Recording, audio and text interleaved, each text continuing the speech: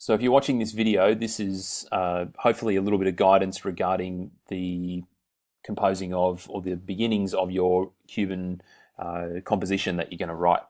So what we're going to do today is we're going to check out a Cuban melody that I've written, and it focuses on short, simple short rhythms, keeping mostly to the scale, and I'm going to be focusing on hopefully the majority of what I've written is in the C major pentatonic, and then looking at a few chromatic notes. So when I go to the Cuban composition I've written, here it is. So if we're going to look at, first of all, the short, simple rhythms that I've written, I've started with an anacrusis, which is a little lead-in phrase. You don't have to do that if you don't want. You can start right on bar one. But I've decided that I want a little lead-in phrase or an anacrusis to begin my melody. And when I play it to you, you'll hear the effect of it. The rhythm of my composition is basically short little bursts of quavers. So there's almost no crotchets in it at all. They're tied over for effect to give some syncopation, maybe a couple of minims here and there, but essentially it's all quavers. And when you look at the groupings of quavers, they're in twos or they're in threes, and they're separated by quaver rests. That keeps the melody percussive and fit for dancing, yet it's not just relentless lines of quavers. There's these little rests in here that sort of give the music a little bit of time to breathe. So groups of two quavers and three quavers. So here's two here. That's essentially three quavers. That's three quavers.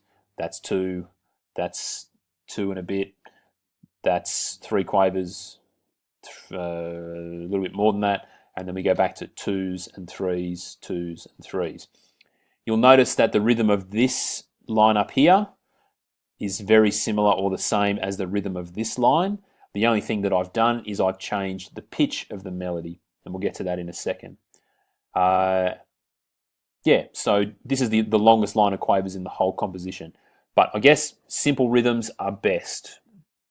The next thing we want to look at is we want to look at keeping mostly to the notes of the scale. You'll see here that there's no key signature, so it's in C major, and there rarely is the use of sharps or flats. There's one here, and there's a couple here. That's where we're going to get to the use of chromatic notes, which we'll get to at the end. But essentially it sticks to the notes of the C major scale and mostly the C major pentatonic scale.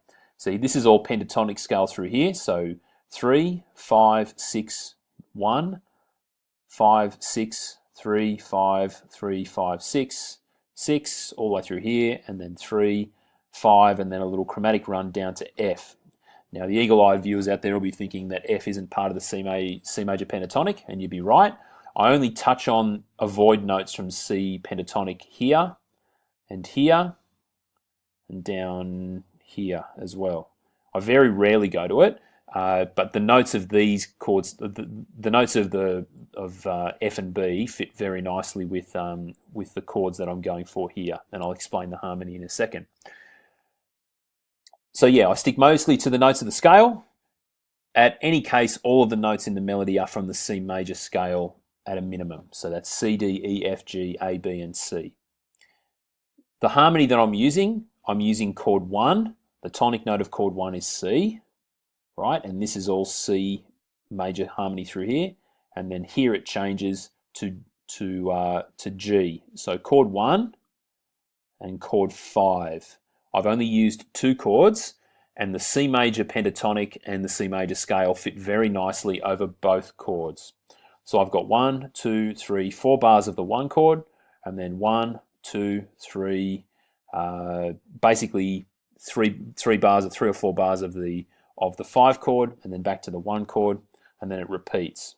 You'll notice too that I've got a repeating structure. So it's 1, 2, 3, 4, 5, 6, 7, 8, and then we repeat 1, 2, 3, 4, 5, 6, 7, 8.